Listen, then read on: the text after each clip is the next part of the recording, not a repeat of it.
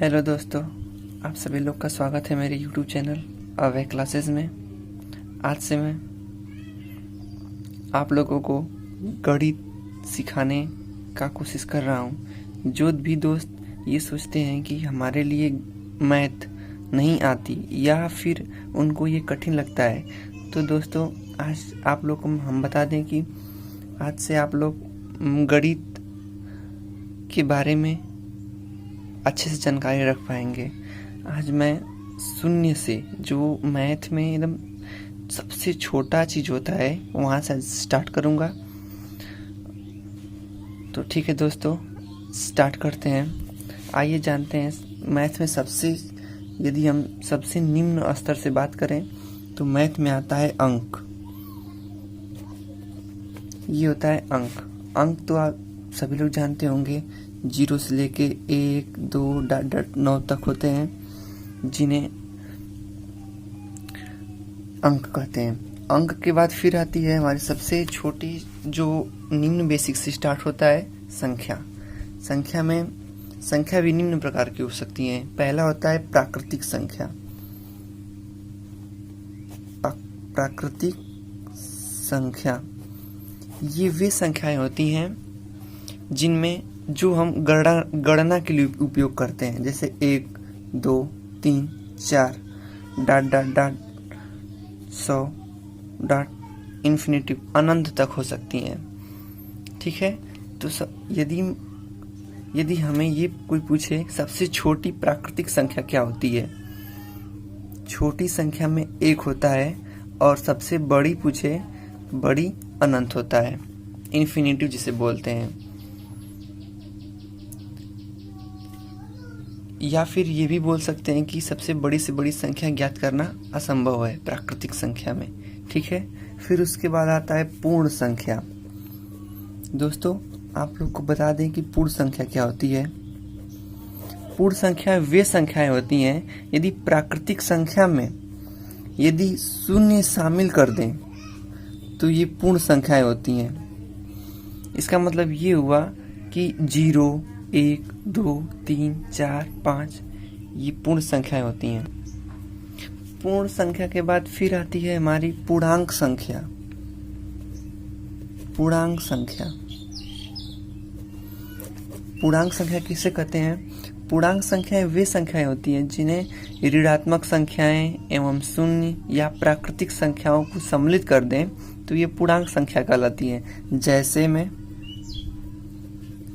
-1, -3, -2, -1, 0, 1, 2, 3 ये सभी संख्याएं जो है ये पूर्णांक संख्या होती हैं, जिनकी संख्या रेखा और प्रदर्शन देखिए इस तरह करते हैं। -, -1, -2, 0, 1, 2, 3, ... ये होता है हमारे संख्या रेखा पे प्रदर्शन। ठीक है दोस्तों, अब इसके बाद आते हैं सम संख्या। आइए हम लोग जानेंगे कि सम संख्या किसे कहते हैं। सम संख्या, जैसे सम संख्या में वे संख्याएं जो 2 से विभाजित होती हैं उन्हें सम संख्याएं कहते हैं। जो 2 से विभाजित हो जाए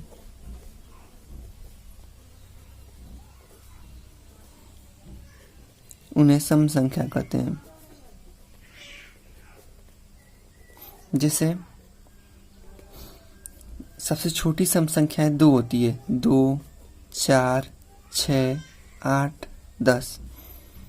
देखिए ये जो संख्याएं हैं सब 2 से विभाजित हो जाएंगी, तो इसे हम बोलेंगे सम संख्या। ठीक है, तो कोई पूछे सबसे छोटी सम संख्या क्या होती है, 2, और सबसे बड़ी सम संख्या कोई पूछे क्या होता है, तो उसको हम बोलेंगे इन्फिनिटिव, अनंत। क्योंकि सबसे छोटी संख्या तो ज्ञात कर सकते हैं, लेकिन यदि बात करें बड़ी संख्या की तो ये ज्ञात करना असंभव होता है, क्योंकि ये अनंत तक हो जाता है, इसलिए हम लोग इन्फिनिटिव बना देते हैं। फिर आएंगे फिर होता है विषम संख्या। विषम संख्या किसे बोलते हैं दोस्तों? तो ये बोलेंगे वे प्राकृतिक संख्याएं जिनमें 2 से भाग देने पे पूरी तरह विभाजित नहीं होती हैं, उन्हें विषम संख्या कहते हैं। अर्थात जो संख्या 2 से विभाजित नहीं होती हैं,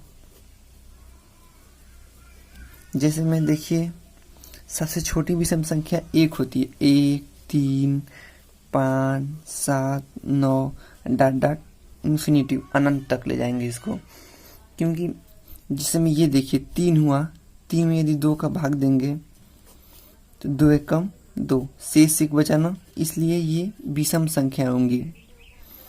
क्योंकि यदि हम सम संख्या में भाग देंगे 2 से तो ये पूरी तरह कट जाती है, इसलिए इसे हम सम संख्या बोलते हैं। लेकिन वही काम यदि हम विषम संख्या में करते हैं तो हमेशा शेष बचता है, इसलिए इसे बोलते हैं ये विषम संख्याएं होती हैं।